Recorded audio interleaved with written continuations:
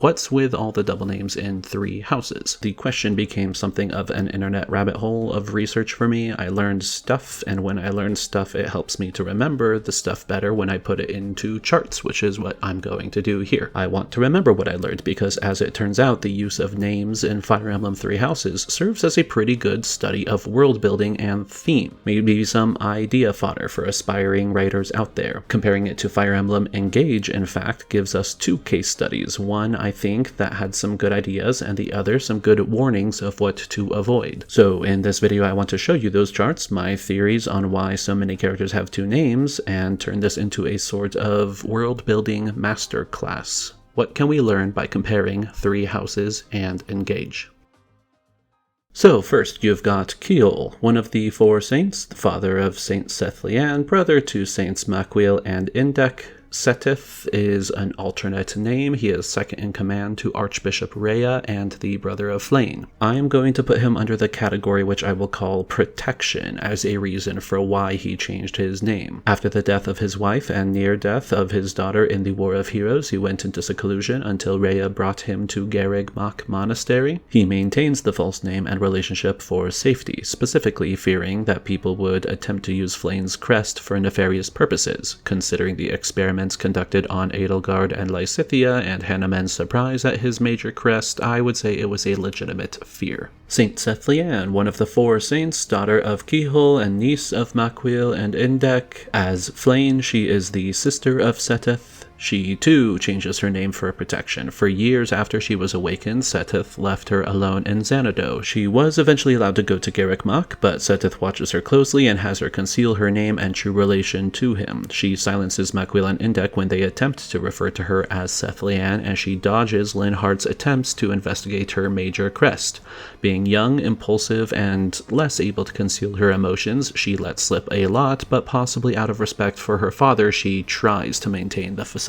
Next, you've got the guy that made me look into all this. Gustav was his original name. He was a noble of House Dominic in the Holy Kingdom of Fargus, as well as Annette's father. Gilbert was his name as a knight of Seros. I am putting him under a second category of new beginnings. Following his inability to protect King Lambert in the tragedy of Duscur, he exiles himself, leaving his family to his brother Baron Dominic. In the Verdant Wind route of the game, he fails to protect Dimitri and carries off his body, never to be seen again. In the Silver Snow route, he dies beside Dimitri, but if you build his support with Annette, he will reveal that he wrote letters which he never sent to his family. He will then reclaim his old name and return home. Cassandra was a student in the Blue Lion's house, as well as a friend of someone named Christoph, but as Catherine, she was a bodyguard for Rhea, the famed Thunder Catherine among the Knights of Seros. I will also be placing her under the new beginning category. After an ambush nearly claimed her life, Rhea nursed Cassandra back to health. Later, Cassandra was implicated in a plot to kill the king, so she fled to Garreg Mach, where Rhea made her a knight, and she changed her name. She was charged with apprehending a former classmate, that Christoph mentioned earlier, which cleared her name among the Knights of Seros, but Lonato's subsequent actions barred her from Fargus. Emil was the son of Baron Bartel, half-brother of Mercedes. The Death Knight is a sort of homicidal alter ego to Emil, and Yuritsa is his name as the adopted member of House Hrim and a professor of Garreg Mach. He could fit in multiple categories, such as a new one I will call condition, but also a new belonging or protection. When he learned that his father had located the escaped Mercedes and her mother, and that he intended to marry Mercedes as her mother was too old to have children, Emil killed the Baron and massacred all of House Bartel. The trauma was either caused by or at least resulted in the split called the Death Knight. Edelgard found and took in Emil. He was adopted into House Hrim, given the name Yuritsa, and allowed to satiate his bloodlust on hunting grounds. With Lord Arundel's recommendation, he was hired as a combat instructor at Garreg Mach. Protection could also be a suitable label, as people still occasionally hunted for the slaughterer of House Bartel. Regulus was like the name of a poor son of a prostitute, Prostitute, whose father is unknown. We know the REG from Shez in Fire Emblem Three Hopes. We also know that his name is an allusion to a star and references lions, and Yuri was a blue lion in his day. Yuri was the adopted son of Count Ro, for whom he acted as a thief and an assassin. I am labeling him under protection. Yuri was given the new name by Count Ro. He keeps his former name a secret, possibly to protect his mother or to protect the sanctity of the name itself, something only his family would know. Nadir was an Almiran general, retainer to the king of Almyra, and a combat instructor to Claude. But as Nardel, he is retainer to Claude and House Regan. This name change was also for protection. With a foreign name, he may have been identified as an outsider. More on that to come. The original name of Seros is unknown, but there was an individual who was a Nabatean and a child of the progenitor god Sothis. But as Seros, she became the founder of the Church of Seros, defeated Nemesis, and founded the Adrestian Empire. As Rhea, she was archbishop of that same church. The name change was for protection. She chose the name Seros for herself rather than using her original name, which remains unknown, possibly like Yuri's, to preserve its sanctity. While rewriting history, she rewrote her name and role. She used her position as Rhea, head of the church, to rule as Sothis might have, but also to experiment and try to revive Sothis. Citri, her 12th creation, bore the crest of flames from this,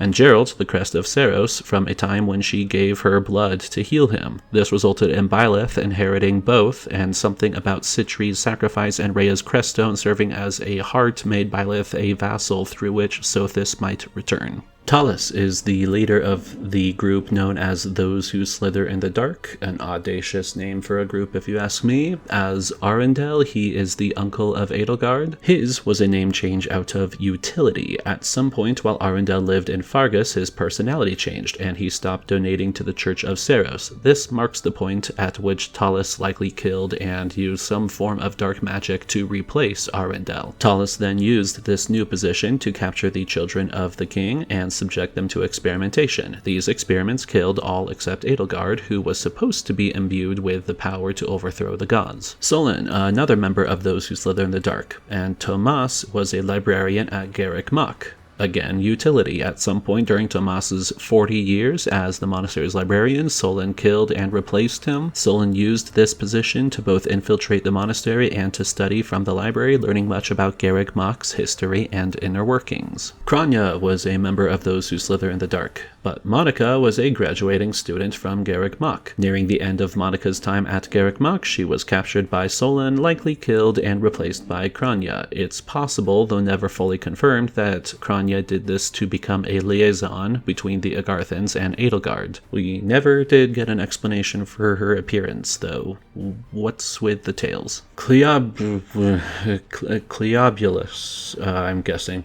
A member of Those Who Slither in the Dark, Cornelia was a scholar of the Adrestian Empire and of Fargus, and this is another name change out of utility. While under the employ of King Lambert of Fargus, Adrestian mage Cornelia helped end an epidemic, becoming a renowned saint. Whether her change in personality was a revelation of her true ambition, or Cleobulus replacing her, is ambiguous, but either way she used her position close to the king and Lady Patricia, the king's wife, to orchestrate the tragedy of Dusker and to run other experiments like those that resulted in Happy's curse. So, what can we see from this so far? First, names can be used for world building. In Fodlan, having a second name is not a rare thing. Redefining yourself was likely a familiar custom. It was acceptable to do this, for your own sake or for another's. Further, we can detect from Nadir that there is a language barrier between Fodlan and Almyra, at least to some degree, one significant enough that names might be noticeably localized. We also start to see an emergence of thematic storytelling. In some ways, villains parallel heroes. In other ways, they are opposites. Those Who Slither in the Dark are not the only ones to see utility in new identities, though they markedly go farther with their dark magic by stealing identities rather than merely adopting new ones. Theme in a story is one of my favorite tactics to absorb a reader or a player in this case, as it invites the audience to seek more applications of said theme. Multiple names adopted by multiple characters invite this level of investigation. For example, we've got Edelgard. Hildegard, the 9th daughter of Emperor Ionius IX of the Adrestian Empire, but then she adopts the guise of the Flame Emperor out of Agarthan technology. She used the Flame Emperor just as those who slither in the dark use their other names and identities, operating with anonymity for their own purposes. Note that she embraces the villain's tactic. What doors do a new identity open? She is fine working with those who slither in the dark, and she is fine being labeled as a villain alongside them. Dimitri is the eldest son of King Lambert of the Holy Kingdom of Fargus, but he is often referred to as the Boar Prince, a homicidal alter ego to Dimitri, comparable to the Death Knight alter ego of Emil or Yeritza. When pressure builds, people die, and Dimitri feels control slip, and he lets loose and becomes a maniacal killer that made Felix call him a rampaging boar. It is a side that Dimitri tries to keep behind a cage, but he is not always successful. Claude is the heir to House Regan, the preeminent house of the Leicester Alliance, but as Khalid, he was son of the King of Almyra and Tiana, the daughter of Duke Regan. This name change was for protection. Discrimination abounded in both Almyra and Fodlan, and if Claude had any hopes of being seen as a legitimate heir, he had to set aside his Almyra name and play the part in the Leicester Alliance. He keeps his name as a protected secret, like his ambition of changing the world. Returning to what we've seen so far from looking at the multiple names and identities, one fun aspect of story analysis is questioning beyond the narrative. Who else might later change their name, or who might benefit from changing their name? For example, we could add Balthus to the New Beginning section. He could probably benefit from a fresh start. A lot of baggage and bounty is tied to his old name. The same could be said about Shamir, and honestly, I'm surprised Geralt didn't seek a new name since he's been alive for some 300 years and didn't feel particularly eager to be rediscovered. You could say that Byleth and Shez have some sort of alter ego condition going on. Epimenides and Sothis take over their bodies entirely at points in 3 Houses and 3 Hopes, and they don't always agree with or share the same values as their other side. Miklon is an interesting case. He would probably benefit in the same way that Catherine would from a new name, but a personal theory here, pride keeps him from doing this. He doesn't see his actions as wrong, so even though they cause him trouble and put his life at risk, he refuses a fresh start. Yuri is another interesting case, someone who could use another new name, as he's built quite the notorious reputation for himself, but I don't think he wants to change it. The name Yuri was meant to be one that he could keep dirty, keeping his other name, which he keeps private, clean. There'd be no point in changing it. This is why I like analysis of elements like names in a fictional world. They introduce questions that are interesting and fun to explore, like, returning to the linguistics question, why would Khalid raise questions in a way that Claude would not? It introduces an element of world building that is subtle but immersive. We don't get that explanation, but clearly the residents of Fodlan would have accepted a name like Claude just fine, while a name like Khalid would have sounded strange or foreign to their ears. That would have raised suspicious questions, and he already had enough suspicious eyes fixed on him. This also could explain why some of the name changes seem so similar. Catherine to Cassandra, Gilbert to Gustav,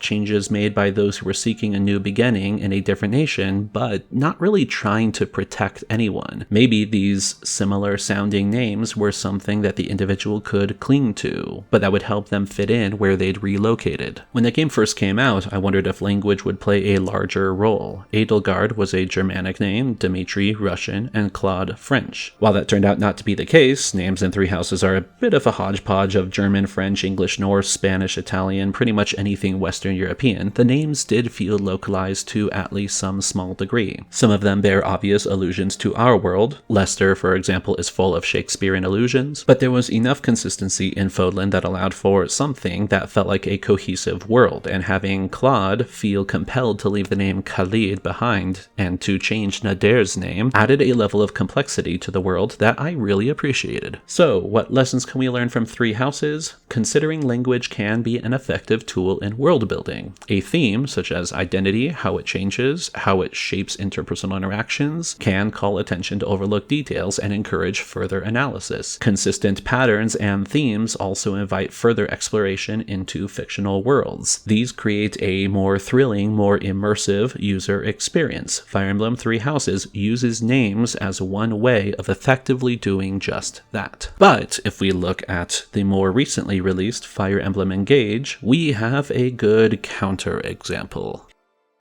Here's my layout. The four main nations of whatever the world of Engage is called. We are going to start in the top left with Firene, where people tend to have French names, and you can tell that because the name Firene does sound quite French. It even has a floral emblem comparable to how the fleur-de-lis was the heraldry of monarchical France. I am quoting that almost directly from the wiki page. Most of this video honestly comes from several wiki pages. It even notes that the castle depicted in Firene's official artwork bears a striking resemblance to French. Mont Saint-Michel. Do not take all of my pronunciations in this video with every grain of salt, but that is why you get characters from Firene having French-sounding names, like the first one you meet, Alfred, an Old English name meaning Elf Council. It says in the wiki he shares similarities with Alfred the Great. What? Okay. Oh, but you do see a lot of Firene is very fashionable. That's very French. So he might be named after Alfred Sung, a fashion designer who's, is Canadian. Guess Canada has French parts. Sung was born in Shanghai, raised in Hong Kong. Okay, well, I don't know. Norman Conquest, I guess English names with a French place is fine. Let's move along. Céline, a proper French name. It even has an accent mark. It refers to the heavens and also to a fashion brand. So these are both French names and fashion brands. Boucheron, who might have the best voice acting in the game, comes from the Old French for butcher and might reference the jewelry label. Etier, a shortened French name, possibly after the French designer Etienne, a name which means a garland of flowers, which makes sense because Alfred wears a garland and Etier has a bow. I don't know. Moving on. Louis is a French name and might be related to one of the 14 kings, or also with the fashion brand Louis. I need to learn French. Chloé, another accent mark, referencing possibly the color green, possibly yellow, with connotations of things that bloom or sprout. Really cool Greek etymology to Chloe, by the way. How appropriate, too, that Firene is so floral and flourishing, blossoming. It might also reference the fashion label, of course. And last and also least, you've got Jean. The name's French. I guess there's a designer named Jean as well. That's probably not too big a surprise. It might be a reference to jeans, which makes sense because he wears shorts that aren't jeans. Ugh. Okay, but hey, you've got 6 out of the 7 characters from Firene that are playable, that are named after French things. I guess they all have some sort of theme, except Alfred, the prince. Why, though? Now, if this was Three Houses, I'd actually find that quite interesting. The prince has a name that does not match the location. But here, in Engage, he is quite clearly the son of Eve. I think I'm saying that right. It has an accent mark as well. He's the brother to Céline. It's just, why does he have an English name? Was it some sort of tie between this nation and... well, no, there are no other nations that are based on English names. In fact, the others are quite a mess. It makes me very skeptical that there's anything cool worth looking into about why Alfred has an English name in a place where everyone else has a French name, so I'm just going to move along to Brodia, a place where people are named after gems and precious stones and such, which is why you've got Diamant, which is French for diamond. Okay, I guess it could also be Czech or German for diamond. You've also got Alchrist. I thought that his name would be a tweaked version of amethyst or something, but the wiki just says it's an anagram of crystal, which is cool too, I guess, though people don't really do that. They don't say all right, everyone nowadays is named after biblical characters, so I'll call you Nodge, an anagram of John. Whatever. It's not like Crystal is an actual name that people have. Though there is a fashion designer named Crystal Lee, you could even spell crystal with an I to make it the French version of the word crystal, but I guess someone might have thought that is too feminine a name, maybe? I don't know. Next, you've got a guy named Amber with a feminine name that refers to, let's see, well, okay, it's a fossilized tree resin, but it's been treated as a gemstone, close enough, and it's yellow, which matches his hair. He also has what might be the worst voice in the game. Not relevant to his name, I just thought I'd point that out. Jade is a green jewel, which matches her, I guess nothing really, unless you count that cloth under the kind of shoulder armor stuff. Citrine is a yellow variety of quartz, which I guess matches her hair as well as Jade's and Amber's, and I guess she's got a bit of yellow if you change her class, but usually her classes all have a brown color theme to them. Lapis is short for the deep blue lapis lazuli, which makes sense because she's red. Alchrist has blue. Maybe they could have swapped names. And then you've got Yanaka, which I did not think would have some sort of stone-like tie to it, but to my surprise, it might actually have some tie to something called Unikite, a metamorphic rock that has pink and green in it. Though at this point, I've given up trying to see if the colors at all have any relation to the characters. So moving on, you've got Sapphire, who comes from Sapphire, which is blue. Okay, no, don't even pay attention to the blue on her armor. It's not enough. It's also weird to me how people are named directly after the mineral sometimes, but other times it's a modified version of the mineral's name. And then you've got freaking Alchrist, the only one who gets all scrambly on us. There's just no consistency to this whole thing. But I don't know, I guess it's a nice touch that you find Yunaka in Fear and A, but that her name, if you just happen to know what Unikite is, references some sort of stone, and then lo and behold, it turns out she's from Brodia. So okay, there was a modicum of thought put into backstories there, though that will not be the case for future characters. The people of Lugia have plant-based names. Ivy's a plant. Hortensia, who might also have the worst voice in the game, is a flower. Wait, didn't we already use flowers? Alfred wears a floral crown. Firene is known for its flowers. Why aren't the Flower Kingdom people named after plants? It's not like Firene has to be exclusively French. You've got French all over this game. Alir's sword, the main character of the game with the main sword that they receive that only they can use, has a French name. French shows up all over the place. Why not have the Flower Kingdom have people named after flora? Okay, whatever.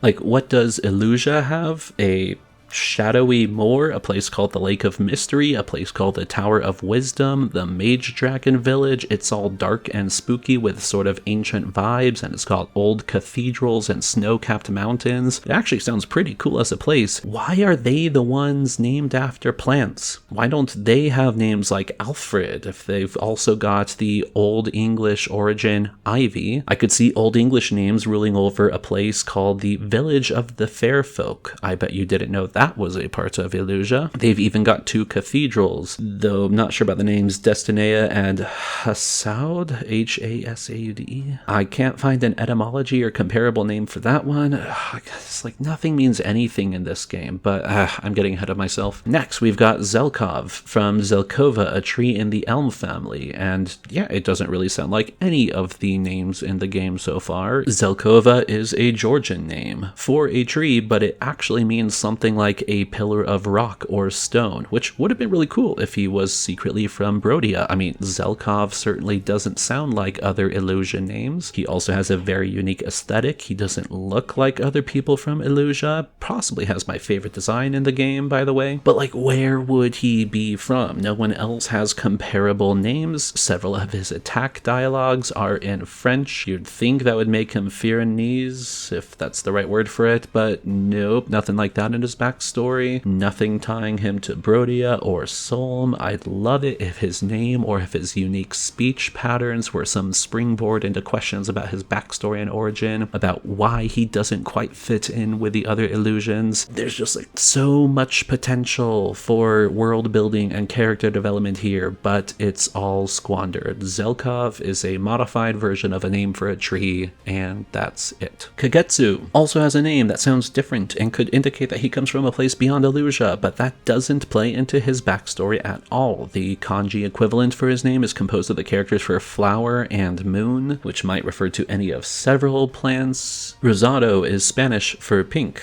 which alludes to a rose. So you've got Spanish, Georgian, Japanese, Latin, and Old English names all mixed together in Illusia. And like, if they established Illusia as a place of diversity, that'd be really cool, but there's just no deeper significance behind any of the names. It's just find the plant, good enough. Gold Mary, part of her name is a precious metal, but that's Brodia, and part of her name is English. Mary, like Alfred, Ivy, and Mary. See, that would work. You've got 3 English names, but nope. You flip the name and it becomes Marigold, and that's a flower, which I imagine grows plentifully in Firene. And apparently Anna is from Illusia. Anna, who might have the worst voice in the game, with a Latinized version of a Hebrew name meaning favor or grace. Doesn't really fit in here, but that's also because she isn't from Illusia. She's the meme character recurring in every game. Apparently she has family in some Illusion village, which is why you find her on the other side of the world in Firene. See, if they leaned into Illusia as a place of mystery and made this a plot point, Anna as someone who doesn't belong, but who appears in a strange village as if from another world, that'd fit right into this Illusion realm of mystery, and her name departing from origins of others would amplify that world building. But you only get that level of depth when you put in the work to make your world consistent, and your themes need to stretch throughout multiple aspects of storytelling, and your settings need to be fully developed. What we have in Engage is what happens when someone sloppily slaps together some ideas and says, good enough, move on. Oh, speaking of moving on, I was ready to go on to Solm, but I forgot that Linden exists. Alright, his name might refer to Linden with an E, which is a kind of tree, G. You know what's weird about Linden is you would think that a character born near a famous library called the Tower of Wisdom, who has taught magic to soldiers, who defects while serving under what has functionally become a pirate, would not be a forgettable character, and yet...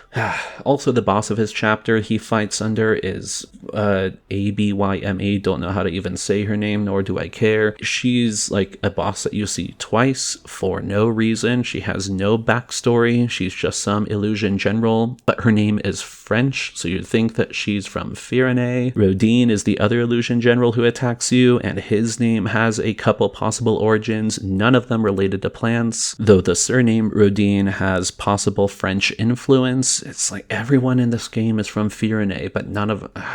You do fight some illusion soldier named Neluce, I think, though his name refers to a carnation, a flower. How sweet. This game... By the way, Celestia is supposedly from Illusia, and her name, a corruption of Celestia, is a flower, but it also means that her name means the exact same thing that Selene's name means. Really wish they'd gone with a different theme for Illusia, but they just couldn't have picked a worse theme than they did for Solm, where names draw inspiration from, I'm not kidding, Italian desserts. Really. A desert nation with Arabic towers and the Hagia Sophia Mosque in Turkey as inspiration, and the best they could come up with was Italian desserts. Let's get this over with. Tamara, possible reference to tiramisu. Her Japanese name is an anagram, just like Alchrist's was, but I guess they couldn't come up with one for tiramisu. Her name could also have been a corruption of Terra, though, which means earth, but that'd be too close to a Brodian name. Fagato comes from affogato. Again, do not trust my pronunciation. It's another Italian coffee-based dessert. The wiki does some really heavy lifting with this note, quote, it may also refer to the Portuguese word fogo, which means fire, mirroring his sister's name pattern related to an Italian dessert and a Latin-based word related to a natural element. I'm sorry, but while 3 Houses had me looking for hidden meaning, Engage does not structure itself so as to encourage that level of scrutiny. But I would love to see them try to create a nation full of people named after Italian desserts while simultaneously referencing a Latin word related to a natural element. Please try to do that. It would be so entertaining. More heavy lifting from the wiki on Marin. It might refer to meringue, which, quote, while mainly associated with French cuisine, French, that's Firene, it is believed that it originates from the Swiss village... Maringin, and later improved in Italy. It is called Meringa in Italian. I really doubt the localization team was looking into the history of meringue to try to justify using a name. It has to be an Italian dessert. This one is an Italian, but wait, it moved from the Swiss village to Italy. Yeah, okay. Panette sounds French, but it's actually named after the sweet bread panettone from Milan. Bonnet is named after an Italian chocolate, and he's the only other character besides Tamara actually interested in food. You'd think with these names that Solm would be packed with food-crazed people, like Firene was with flowers, but the Firenese people aren't named after flowers. That's the Illusions, who have no interest in flora in their rocky country, but they're not named after rocks. That's the Brodiates, who don't seem to care about gems or precious stones at all, because nothing means anything to anyone in this game. Ugh, okay, moving on, almost done. Pandreo, who might have the worst voice in the game. I hate that dumb howl. He is named after Pandoro, an Italian sweetbread. And last for our purposes, we've got Seedal, comes from Seada, a fried dumpling, and possibly, but boy am I skeptical, an English pun on see it all, because he's a fortune teller. Sorry though, it's not a Latin name for a natural element, doesn't count. And here you have it. The playable characters of Fire Emblem engage from one of the 4 nations. Could I go deeper into the side characters and antagonists? Sure, but what's the point? This whole thing is a total mess. Their names have no meaning beyond some general gimmick for the country loosely tying the names together with inconsistencies and no attachment to the nation itself. Firene should have been the flower and nature themed nation. If Brodia was going with a gem and stone theme, they should have made reference to some, I don't know, national pride and being hard as diamond or something. Make it part of their national identity. Illusia, as a land of the esoteric, could have pulled a diversity angle with knowledge and names and cultures from all over pulled together in a monastery-rich Library of Alexandria-like hub of philosophy and science and the arcane, and Solm's joke theme is an insult to every moment in the game that tries to take itself seriously. If you're going to pull from Byzantine architecture and set the nation in a desert, go all in. There are so many better options out there. And this is the point of thematic storytelling. Names, cultures, backstories, characters, they should all build on each other, supplement each other, feel internally consistent. Done well, and you build an immersive world a player can lose themselves in. Names can be a gateway into this internet rabbit hole dive into lore. Done poorly though, and you get discord. Just look at this hodgepodge of characters. If I scrambled the characters, could you even tell? Hair, skin, clothing, names, weapon designs, mannerisms, objectives, these can all intertwine building an identity, but as it stands, there is no Solmic or Illusion identity. There's just vibrant colors slapped on a page, a gimmicky name, and you're good. In fact, if I had to sum up Engage's character creation philosophy in one word, a bit of an arbitrary requirement, sure, but let's roll with it. Gimmick would have to be that word. There's no added depth to why a character was built a certain way, has certain interests or challenges, or looks, sounds, or behaves certain ways. Take Alfred, the Firene misfit, as an example. If you had never played the game and I asked you what his personality, concerns, or interests were from a glance, what would you guess? Would you hypothesize that he was a gym bro? Cause that's all he ever talks about, muscles. And would you guess that this creamsicle companion of his wearing a yellow dress and a bow is also obsessed with working out, building muscle, lifting weights, and getting in her protein? Or that she has a tough voice that matches the exercise obsession? The voice acting in this game is, I mean, it's good, but the voice pairings with the characters is all over the place. Like, picture the voice of this little awkward kid, Jean. Would you have guessed that he's the only character in the game with a proper British accent? Doesn't even sound like either of his parents, which for some reason you meet? And why is there one French guy with a British accent, but it's not the only guy in Firene that has an English name? No, that one's busy at the gym. It's like the teams building characters and designing characters had no communication with each other at all. 3 Houses had me wanting to look more into characters and building theories for the oddities I noticed, but Engage, their oddities are just inconsistencies, and after looking into the characters, I'm just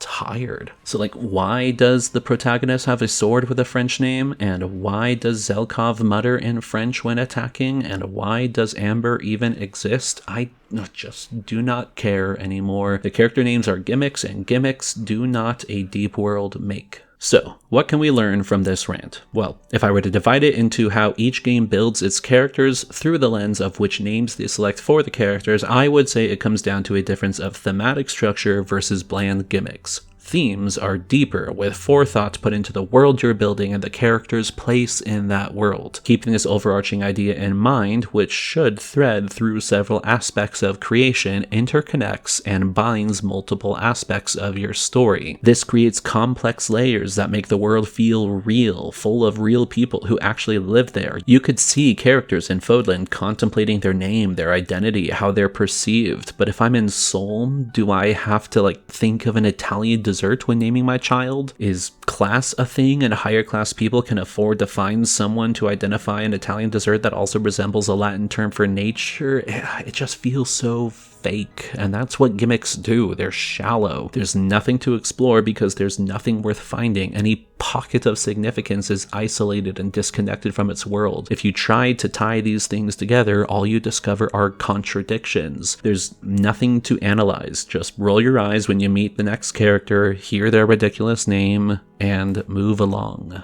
Here is what I want future me to remember. When building your worlds, take time to pause and ask, why am I putting in this detail? What bigger purpose does it serve? To what bigger ideas can it connect? Or work the other way around. What themes am I exploring? What questions weigh on my characters' minds? How can I extend those ideas to other aspects of the world? To names, to clothes, to mannerisms, to manners, to any aspect. The more you build connections into your creation, the more there will be to discover should anyone take the time to dig a little deeper. That is the lesson I learned from the masterclass of Fire Emblem 3 Houses compared to Fire Emblem Engage.